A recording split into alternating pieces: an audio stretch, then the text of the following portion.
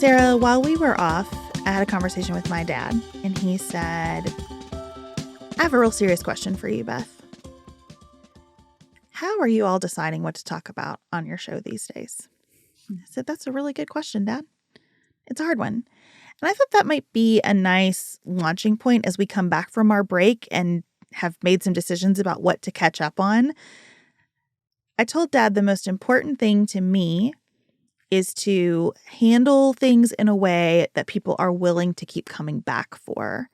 Meaning, it is not so depressing every time you tune in that you think all those two have to tell me is how bad the world is, how much the president sucks, and that everything is constantly getting worse. And so we're trying to make really intentional decisions about being clear-eyed about the present, but also looking to the future and also not losing what's happening that's helpful, interesting, good, still a decision point, actionable.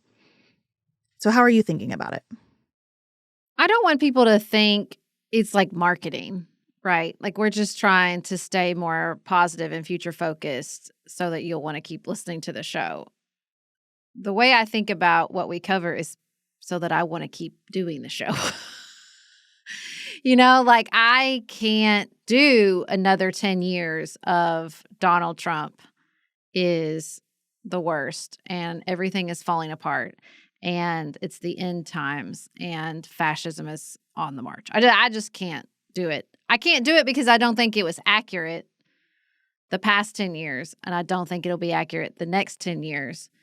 And it is less sexy to take a complicated, nuanced approach to the news, especially when it's driven by this administration.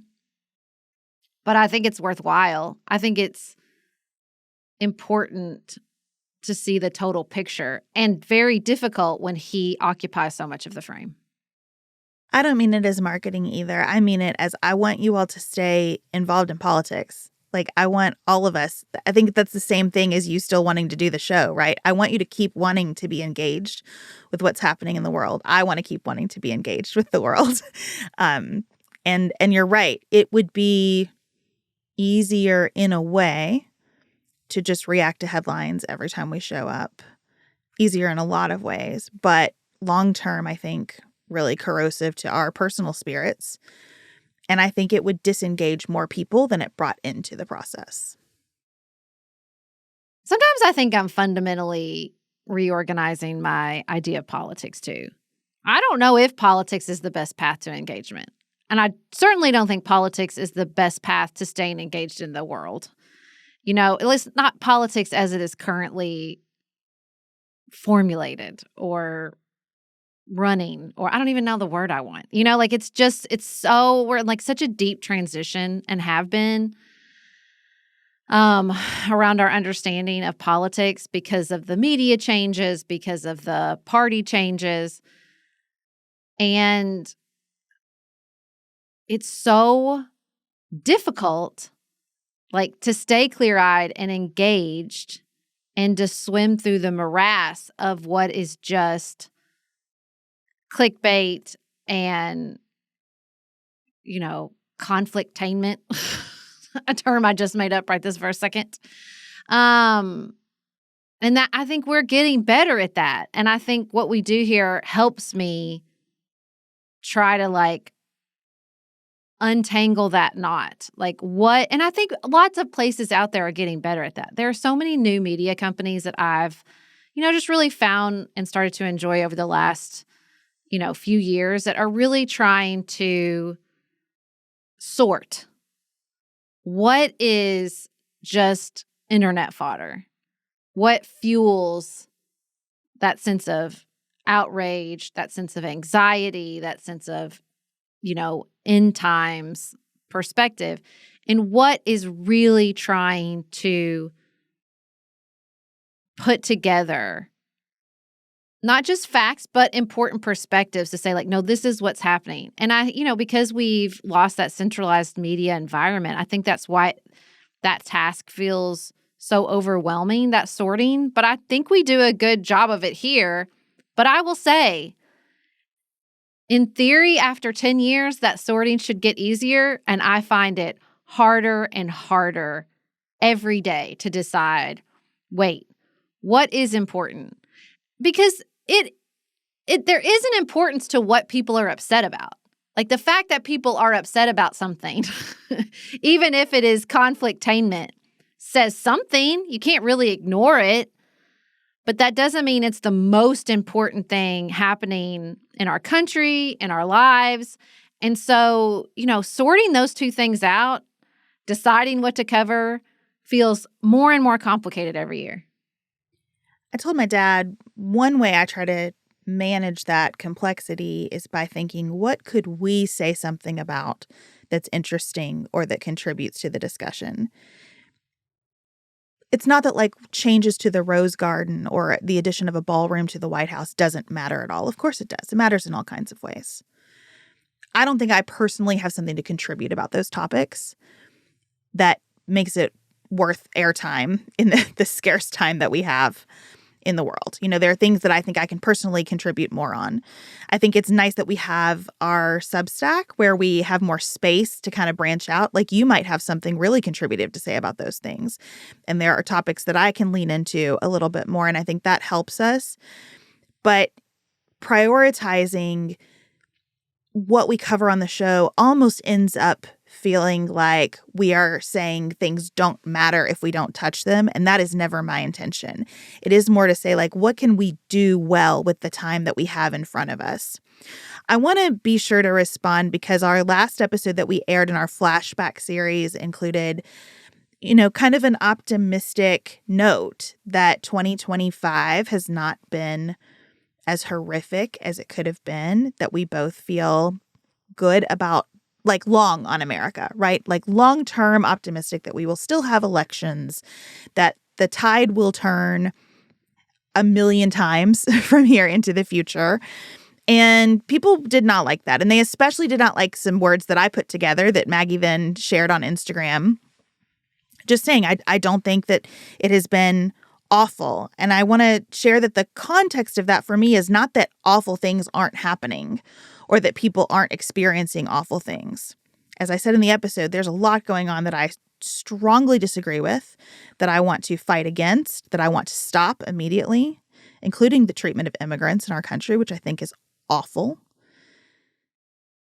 It is that as a year, as a total, when you march through history and you look at all that years contain, all years contain true horror for someone somewhere in the world. It is kind of incumbent on us, I think, to try to widen our attention and narrow it at the same time to figure out how we experience it. If you really want to understand the world, we just ignore the continent of Africa constantly. So if we say, well, there's a genocide right now. Yes, there almost always is. Almost every year, somewhere in the world, something like that is taking place. A terrible famine, weapons misdirected. Just so many things. I am also trying to be present with the reality that I expected the second Trump administration to be extreme. And it has been extreme in some ways and not in others. And I'm just trying to keep my head on straight and my feet on the ground and not lose sight of the fact that we can still change things that are happening.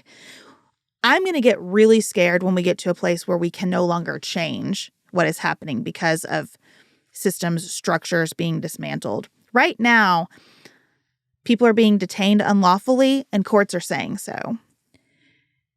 So that makes me feel like there's still hope and there's still a path forward.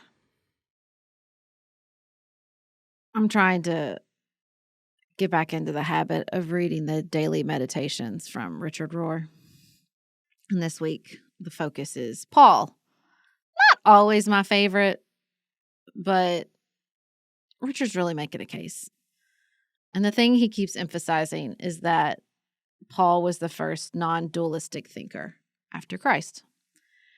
And all I see anywhere when we talk about Trump or politics or the world, especially on the internet, is dualistic thinking. It has to be one way or the other.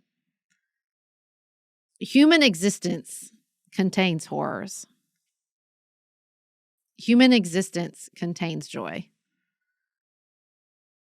It is difficult to hold both of those realities at the same time. And yet that is our work as human beings. It is the reality that I had a beautiful summer while watching a humanitarian catastrophe happen in Gaza. That's just the reality of what it means to be a human in 2025. And I have to hold both of those things. And living in that space of both things is stretching. That's the word I think of. It just stretches. It feels like you're being pulled in both good ways and bad ways.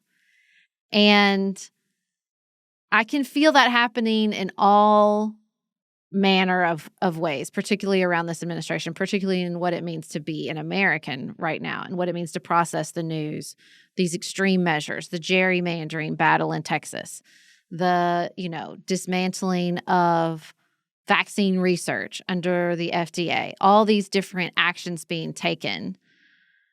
And I think I watch Donald Trump. I watch him, call it the National Guard, his new favorite pastime. And I think you are authoritarian. You are a strong man. That is the reality of who you are in this moment. But I think the very easy trap is to think that means that's what we are forever now. And I don't agree with that. And I don't think that's true. And I spent a lot of time angry and anxious during the first Trump administration because I thought whatever he does is permanent. And there's just not a lot of permanence in politics. That's both a blessing and a curse. And just realizing that, I can be horrified by the extreme measures he's taken. And I don't have to follow that horror down a path of endless anxiety because the end is nigh. I just don't. I can choose otherwise because I think that is not the reality.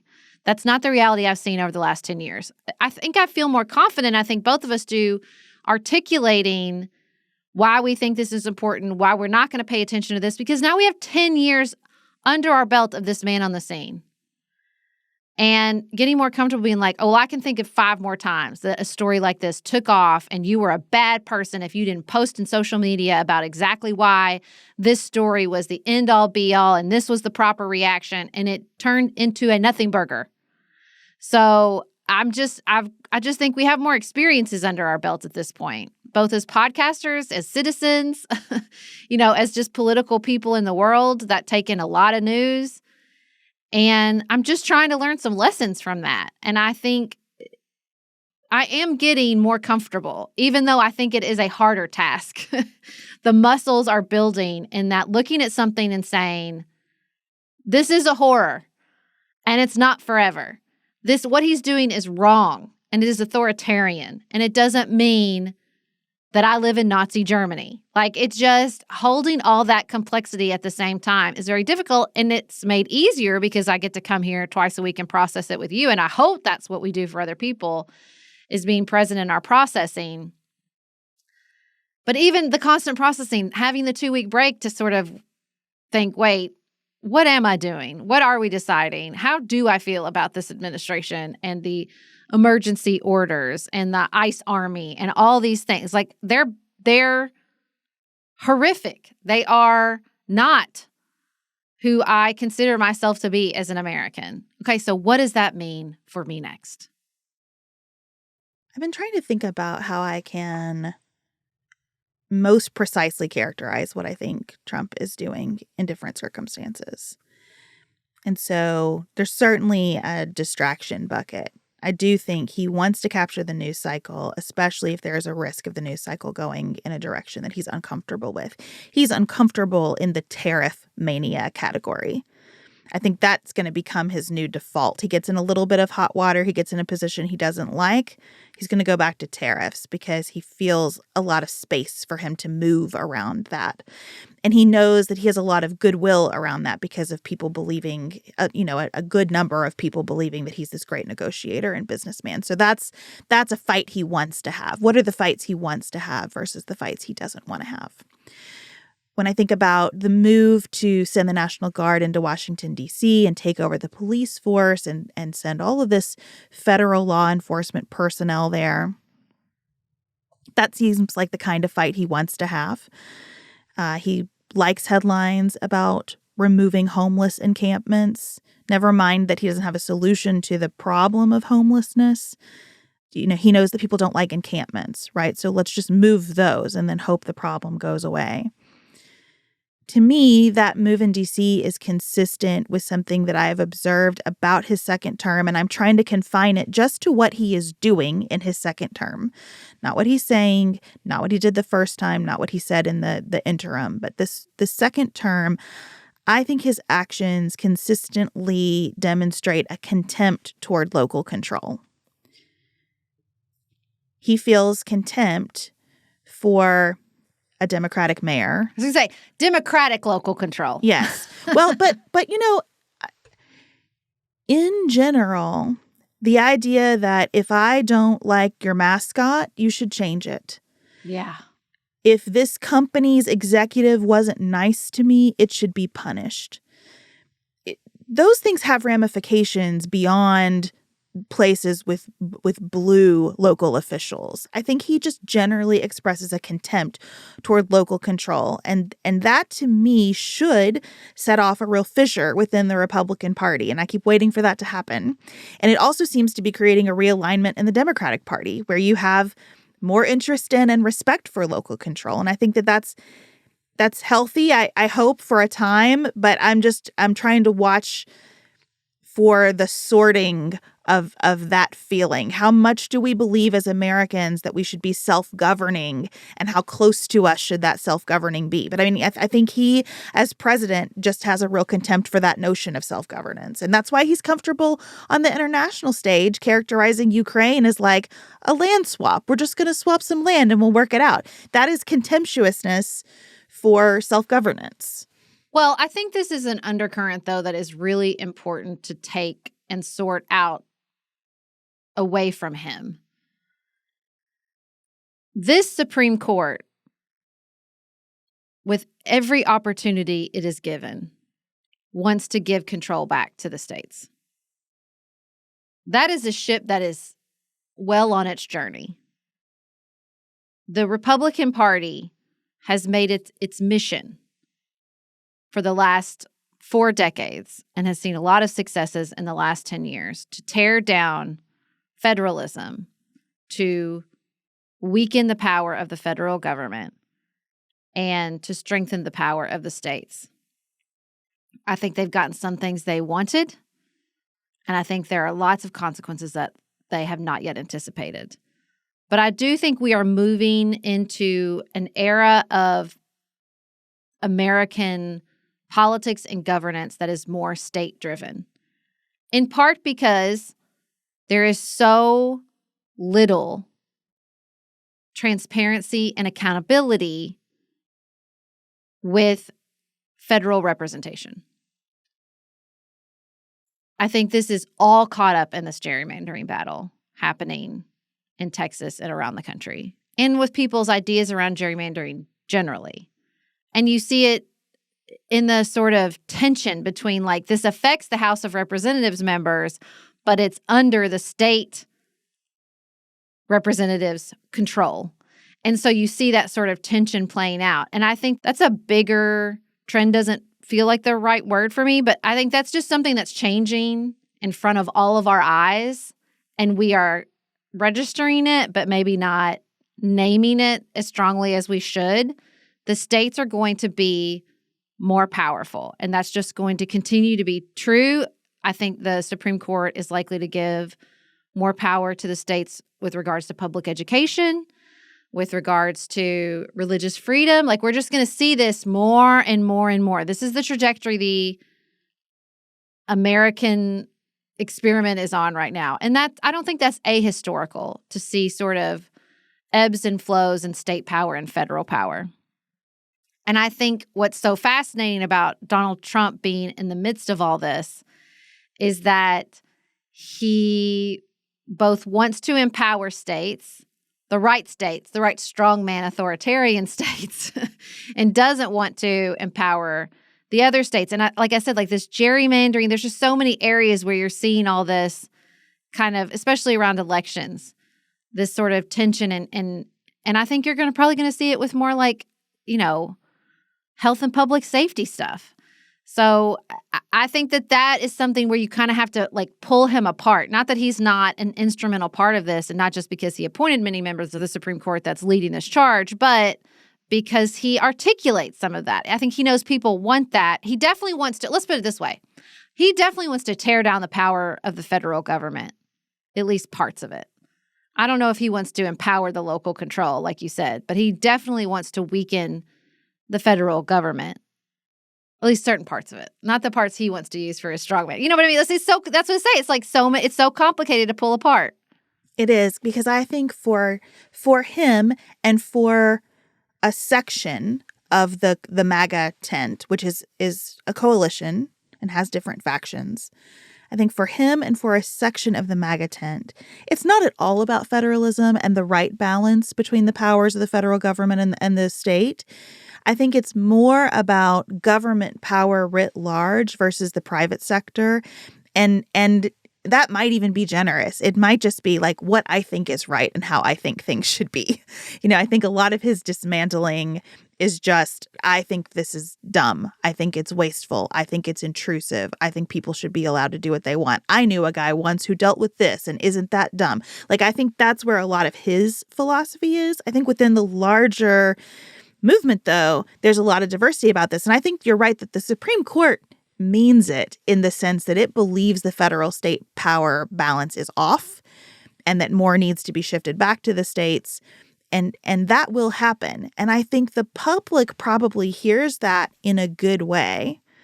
And I probably generally perceive it in a pretty good way, except that it means our state governance mechanisms need a lot more attention, media coverage, investment in how we compensate our state legislators, what we expect them to do, how often we expect them to be in session. I wonder if we'll start to see more economic decision-making vested in the states. We have the Commerce Clause that lets the federal government do a lot.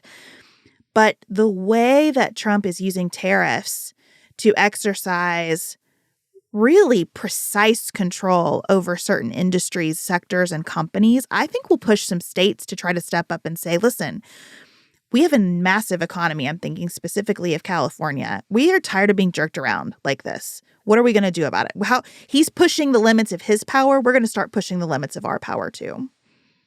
The good news about state control is our state senators and representatives are generally way more responsive. I have a close personal relationship with my state representative. Jamie Comer doesn't know me from Adam, right? And so, I do think that there is power and transparency and accountability at the state level if we claim it, if we want it. Over the break in Paducah, there were two huge news stories that we are going to get an AI data center and that Peter Thiel's company, General Matters, is investing in a private nuclear energy facility. I have so many questions. And I think my local community does too. And I am hoping that because this is so close to the ground and because our mayor and our state representative and our state senator are in our communities, we can push the state to regulate and to ask questions and to hold these companies to account. I still worry that the states don't have the regulatory power or resources that the federal government. I don't worry. I know that's true. I know they don't. And I think that's where the rubber meets the road on some of this, where we're just, they can be FEMA, they can be the FDA, they can be the CDC. No, they can't. They don't have enough money or resources, and they can't print money either. Most of them are constitutionally prohibited from running a deficit. So there's going to be some real logistics to work out if this is how we want governance to run in America, because that has not been the reality for the last, century. And so if we want a different model, we're going to have to make some changes. That's going to mean more people in public service. I worry about the pressure on public officials right now. Even as I want them to be more transparent and accountable, I want it to happen peacefully.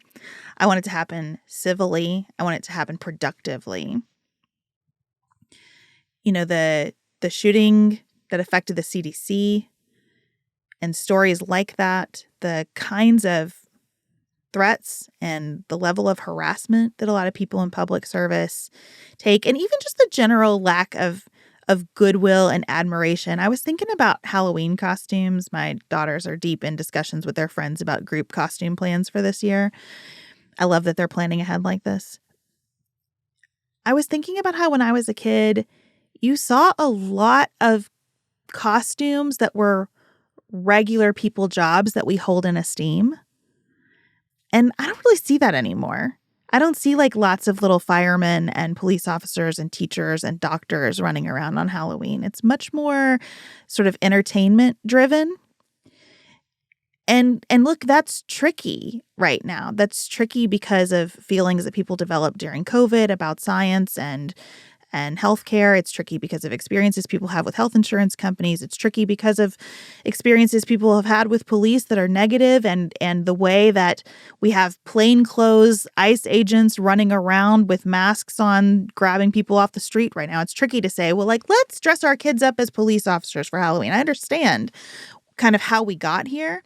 I also understand that this is the thing. If politics is a bad vehicle for engagement, and we end up starving it out, it is only going to get worse. It is only going to be controlled by the people who have the worst intentions or the most comfort with unchecked power.